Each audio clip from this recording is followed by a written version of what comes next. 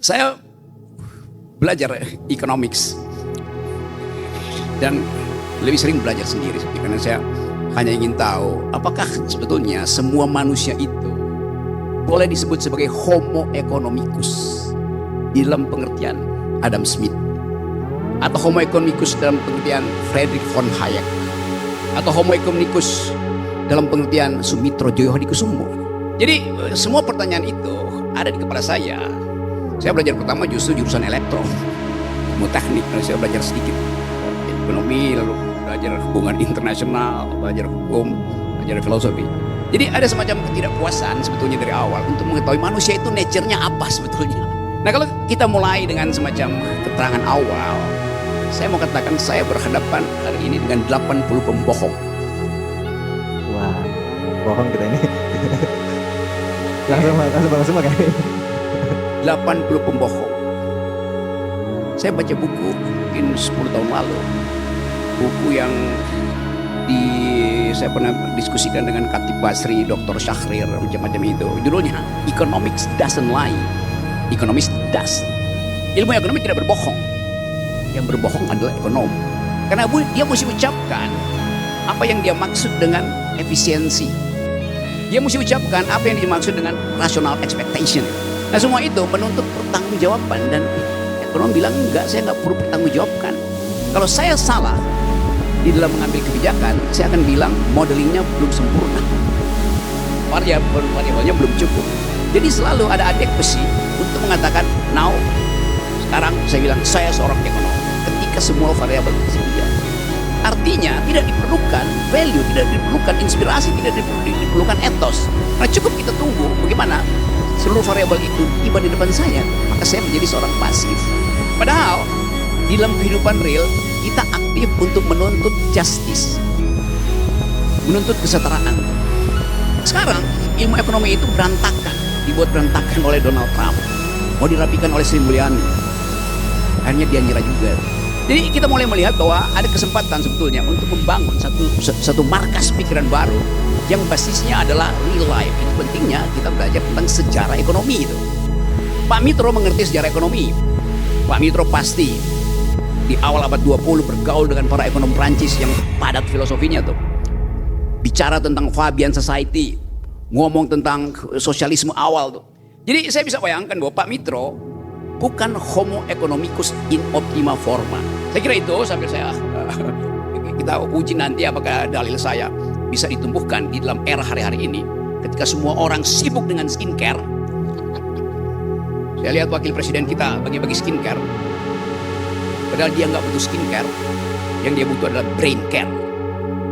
Kekurangan otak, kekurangan akal itu ada di kita tuh. Kan kita mesti uji lebih dari awal. Jadi kenapa kita mesti bicara begitu? Karena pada akhirnya yang kita sebut sebagai public policy adalah kapasitas berpikir dari pejabat publik. That's all. Assalamualaikum warahmatullahi wabarakatuh. Waalaikumsalam. Terima kasih. Oke, ini ya, poinnya adalah skincare, brain care, moral, rasional. Oke, Mbak Sarah, ini kayak related banget nih tadi feminis, skincare, moral, etika. Gimana kalau Mbak Sarah apa Mbak? Saya harus menjauh dari itu sepertinya pertama. Ya, ini kalau misalkan ada something goes wrong, gue salahin dulu bro. Membuat saya duduk di sebelah beliau waktu beliau menyatakan itu. kursi panas. Saya senang karena apa yang tadi beliau sampaikan, bahwa saya merasa tidak sendirian. Karena biasanya yang dibilang sebagai liars atau pembohong adalah politisi. Rupanya sore hari ini saya tidak sendirian, karena semua yang ada di sini dikatakan juga pembohong, ya kan? Jadi terima kasih untuk memberikan saya teman. Enggak, tapi sesuatu yang memang menurut saya apa tadi yang disampaikan itu kayak apa ya? Tanpa kita sadari, tanpa kita bicara sebelumnya, kita nggak ada pembicaraan sebelum ini, ada satu benang merah yang sama dengan apa yang ingin saya sampaikan. Karena memang satu agak aneh, tiba-tiba everybody doing something dengan nama beliau, ya kan? Muncul semua semua jenis kegiatan acara dan istilahnya kayak agak garuk-garuk gitu. Kalau dari keluarga kami agak nanya, ini kemarin-kemarin kemana aja gitu kan? kenapa baru sekarang? But saya salah satu yang percaya bahwa nothing is a coincidence. Pasti semua terjadi ada maksudnya. And if things are happening now at the same time, itu juga ada maksud dan tujuannya. Kalau misalkan ditanyakan, karena kembali lagi saya di sini bukan hadir sebagai ekonom. Saya sangat senang berada di dalam ruangan ini karena salah satu prinsip hidup saya, sebisa mungkin saya dikelilingi oleh orang-orang yang jauh lebih pintar daripada saya. And I'm sure, saya yakin, seyakin-yakinnya, mungkin saya bisa ngomong sampai besok tentang persoalan sosial. Tapi kalau bicara tentang ekonomi, saya di sini memang sebagai pendengar. Satu hal yang tadi saya katakan sebagai benang merah yang saya terima dari apa yang tadi disampaikan oleh jadi Bung ya sekarang, Bung Rocky Gerung, adalah tentang tadi kata etos. Apakah istilahnya etos ekonomikus atau apa tadi? Karena kalau ditanya satu legacy yang saya dapat dari Profesor Dr. Sumitro Joyo Hadikusumo adalah etos. Bukan hanya etos kerja, tetapi etos dalam berpandangan of how economy should be. Bukan bicara teori, tapi bicara etos of how ekonomi berdampak kepada kesejahteraan rakyat. Kalau kita bicara ekonomi kerakyatan, itu kan ada etosnya. Ekonomi yang berpihak, bukan sekedar hanya teori. So yes, Bung Rocky benar tadi soal satu hal yang menjadi legacy terbesar beliau. Satu, economy will do no good kalau tidak menggunakan konteks how it can affect Wong Chili. And two, kita perlu ekonom-ekonom yang berani untuk masuk ke dunia politik. Bukan berarti semua di situ habis itu masuk ke politik terus menghubungi saya untuk mencari jabatan. Mohon maaf. Banyak yang kayak gitu. Tapi kita memang perlu itu. Saya senang sekali kalau misalkan memang saya bisa bertemu lebih banyak lagi dengan other young economists yang muda-muda, yang punya pemikiran, yang punya semangat, punya kegelisahan. Dan it's okay sepakat atau tidak dengan teori-teori beliau, that's not the point. Jadi makanya ada Bung Rocky Gerung diundang sebagai ya untuk kita ayo berdebatlah. Ya mungkin bukan di sore hari ini, tapi nanti ke depannya akan ada kegiatan-kegiatan di mana kita mau untuk si tipe kayak ILC lah. Yang istilahnya memantik perdebatan, menurut lo kayak gimana sih? Menurut lo kayak gimana sih? And I would love untuk anak-anak muda bisa belajar lebih dari, jangan hanya ilmu ekonomi itu di awan-awan dan hanya bisa diakses oleh mereka yang belajar di fakultas ekonomi, tapi how it applies for our everyday lives. Kalau saya melihat sebenarnya yang menjadi tantangan Indonesia adalah apakah kita cukup lembam dalam mengambil kebijakan ekonomi yang pragmatis, yang adaptif terhadap kebutuhan gitu. Karena demokrasi kita ternyata nggak selembam itu gitu, nggak semudah itu untuk mengambil kebijakan. Dan itu juga mungkin yang membuat Trump menjadi seolah-olah semacam diktator di negara yang super demokratis gitu. Karena dia merasa jangan-jangan Amerika nggak bisa compete dengan Cina karena Cina sangat lembam dalam mengambil kebijakan. Sementara Amerika harus melewati berbagai institusi yang berat-berat itu untuk mengambil satu kebijakan. Sementara Cina bisa 100 kebijakan dalam sehari mungkin. Nah ini gimana Bung Rocky? Menurut Bung Rocky apakah kita selain harus berubah fundamental ekonomi kita, tapi juga demokrasi kita mungkin juga harus kita pikirkan gitu. Jangan-jangan demokrasi kita yang membuat ekonomi kita seperti ini. Oke, jangan salahkan sesuatu yang udah kita pilih secara final itu democratic politik itu. Waktu kita mulai melakukan lompatan mengikuti Rosto, kita juga punya problem yang sama itu. Pak Harto lakukan deepening sehingga semua mesti diproteksi, substitusi impor. Konsekuensinya apa? Nggak boleh ada yang cerewet, dan itu stabilitas diperkuat. Tapi kita mulai hitung hari-hari ini. Kalau kita bandingkan, betul Trump mengambil semacam diskresi dia sebagai presiden di dalam sistem yang demokratis dan akhirnya dia dibatalkan oleh gabungan kepala daerah yang dipimpin oleh Gubernur New York. Pengadilan memutuskan bahwa yang dilakukan Trump itu bertentangan dengan konstitusi. Jadi diputuskan minggu lalu. Soal tarif, soal proteksionisme. Jadi dia punya patokan. Ini bertentangan dengan konstitusi yang kemudian dikaitkan hak dan konsumen Amerika itu dibatalkan oleh Trump. Jadi di situ ada perdebatan. Di kita tidak ada perdebatan soal itu. Kan itu intinya kan. Tadi Teguh ucapkan hal yang bagus itu bahwa kalau publik dalam demokrasi, siapa yang ngomong teori entitlement, amartya saya, yang mau mengambil konsekuensi dari demokrasi, yaitu keputusan dari kelompok yang paling kecil itu dimungkinkan bila dia punya representasi melalui tempatnya Mbak Sari. Jadi itu konsekuensinya kan. Kalau saya bayar pajak, oke, pajak saya mau dipakai buat apa? Saya mesti tahu sampai kemana pajak itu saya pakai. Walaupun saya nggak mau bayar pajak, karena bagi saya pajak itu adalah cara biadab untuk mempertahankan peradaban. Mana ada orang mau dipajak? Tetapi seandainya diberitahu, oke, pajak itu akan dipakai untuk membantu tetangga saya yang butuh uang sekolah itu. Oke, masuk akal buat saya. Jadi entitlement saya itu terwujud karena ada poin tadi itu. No taxation without representation. Nah ini yang mesti diajarkan sebetulnya pada partai-partai politik itu. Jadi mungkin satu waktu forum semacam ini kita buat, yang datang di sini bupati-bupati ini, apa namanya, para bupati, wali kota segala macam. Supaya idenya nyatu sama itu. Nah kita tidak didesain untuk menghasilkan kebijakan yang tanpa alas konstitusi kan. Sri Mulyani oke, ya Sri Mulyani problem fiskal dia suruh diselesaikan di Bank Indonesia, bagaimana mungkin?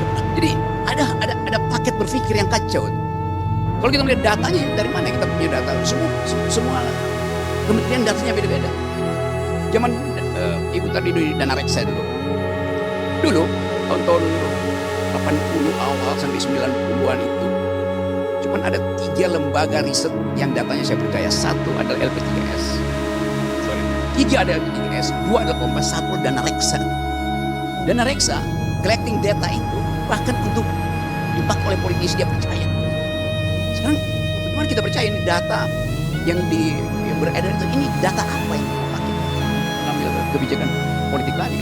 Jadi sekali lagi kita mau asuh forum ini itu, oke, kita mungkin perlahan-lahan menginginkan ada pengertian bahwa negeri ini didesain secara sosialistis, manusia yang adil dan beradab, keadilan sosial. Tinggal kita tanya, keadilan itu di dalam bentuk apa? Itu marxistis kah, sosialistis kah, Rawlsian kah, apa namanya, Hayekian, segala macam.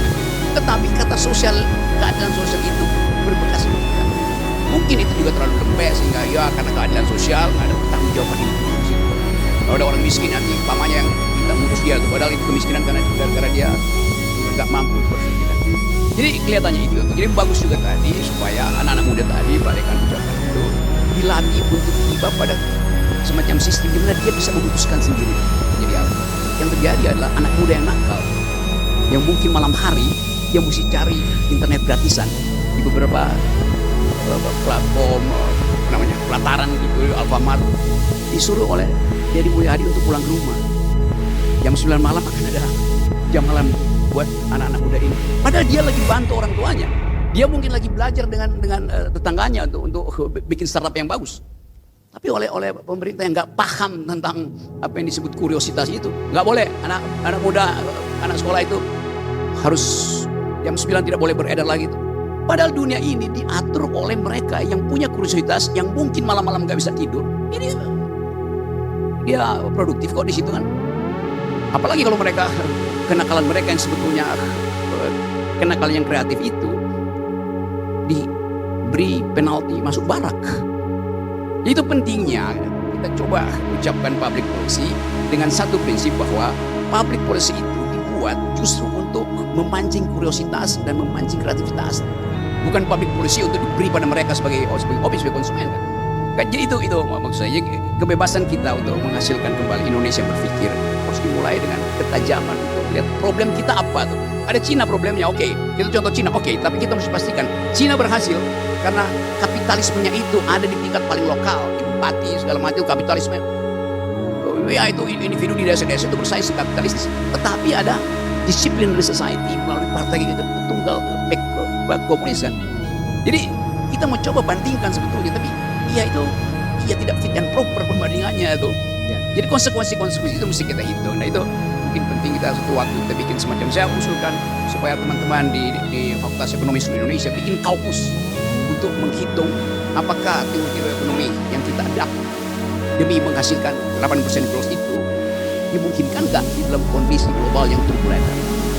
Atau mungkin kita akan balik, wah oke kita butuh teori ekonomi, tetapi dengan memanfaatkan ya seperti sistem di LSI misalnya, ada satu paket itu economics, philosophy, and politics. Jadi saya kira dulu ada mata kuliah itu juga, Pak Mitro dulu mengajar itu. Saya justru ingat Pak Mitro mengajar itu public policy itu di universitas terbuka. Setiap malam kita tonton, waktu itu saya masih SMA nonton gimana Sumitro itu dengan diksi yang ketat itu menerangkan apa itu kebijakan, apa itu inflasi, apa itu bagaimana membaca APBN. Jadi orang dididik untuk tahu itu. Nah kita bring ideas back dalam sistem semacam itu. Jadi mungkin nanti forum ini akan memfasilitasi semacam upaya membuat a new kind of curriculum yang di dalamnya ada aspek metodologi ekonomi, tetapi ada variabel sosial, ada variabel environment, ada variabel gender di situ. Semua itu satu paket. Bapak pernah bikin itu, tetapi itu nggak dipahami oleh bupati-bupati di daerah itu. Saya banyak bertemu dengan mereka dan seolah-olah mereka buta huruf bahwa oke, pendapatan kami segini 3 triliun, ada yang 7 triliun, kami mau bikin ini. Iya, tapi nggak dituntun oleh satu paradigm itu. Itu soalnya. Mumpung Pak Prabowo dengan cara yang sangat ketat menginginkan ada evaluasi besar tentang kehidupan ekonomi kita. Kan zaman Pak Harto temanya adalah deepening gitu, substitusi impor tuh. Lalu Pak Jokowi mulai untuk membujuk kita untuk ya percaya aja bahwa nanti ya ekonomi akan ditarik 10% dengan ide yang nggak jelas. Jadi semua itu akhirnya masuk di dalam kepala pemerintah daerah. Dia nggak ngerti bahwa kalau Pak Jokowi dulu bilang silahkan tambah wattage karena Jawa kelebihan wattage. Iya, kelebihan wattage itu karena deindustrialisasi, industri kabur, kan mesti diterangkan sehingga orang tahu oh ya karena industrialisasi kabur maka harga listrik turun gitu. Bukan karena ada produksi harga listrik, karena ada permintaan industri, kan mesti dijelasin dong. Itu saya kira tugas dari akademis. Jadi sekali lagi ini bagus betul, kita coba evaluasi sistem berpikir kita tuh, cara kita memahami apa itu keadilan sosial. Presiden Prabowo ada di dalam arah yang benar. Karena itu kalau orang tanya, Rocky Gerung kok nggak pernah kritik Presiden Prabowo lagi? Namanya Prabowo, ijazahnya palsu, sehingga saya mesti kritik. Kan itu dasarnya kan. Memangnya Prabowo menyimpan 11 triliun di kantongnya sehingga saya mesti kritik. Kan dasar berpikirnya begitu. Jadi sekali lagi ini termasuk juga bagaimana sebenarnya kedangkalan itu. Oh saya mesti kritik semua hal. Jadi poin saya selalu adalah di dalam persahabatan politik ada hal yang mesti kita ucapkan secara di dalam persahabatan akademis kita batalkan mereka yang dari awal hipotesisnya itu gagal. Dan itu intinya sebenarnya. Mari bayangin, saya mau terangkan juga ini supaya masyarakat kita tidak mampu sebetulnya untuk tumbuh secara rasional. Profesor Sumitro tumbuh secara rasional karena belajar tentang cara berpikir akademis di Eropa. Dia tumbuh secara logis karena dia menginginkan apa yang dia pelajari itu tumbuh di dalam sistem politik kita. Maka dia bekerja sebagai teknokrat, junto politician melalui Partai Sosialis Indonesia itu. Kan dasar-dasar itu ada di kita kan. Nah di kita sekarang itu pemimpinnya itu ya udah IQ-nya dangkal, mode of thought-nya itu berantakan, tapi terus-terus pamerin di Instagram, di TikTok segala macam bahwa dia bertemu dengan rakyat. Kan palsu itu. Kita nggak lihat perdebatan di talk show. Saya hadir banyak talk show, itu kan dangkal semua kan. Nah saya ingin supaya forum ini jadi semacam the only intellectual tank di Jakarta minimal tuh. Dan kalau ini kita lakukan, maka bupati-bupati yang kita undang di sini dia akan tiru di daerah-daerah. Sehingga ada satu jalan pikiran, ada satu paradigma, ada satu metode untuk mengatakan bahwa Indonesia yang berpikir bisa ditemukan kembali dan dipercepat melalui kebijakan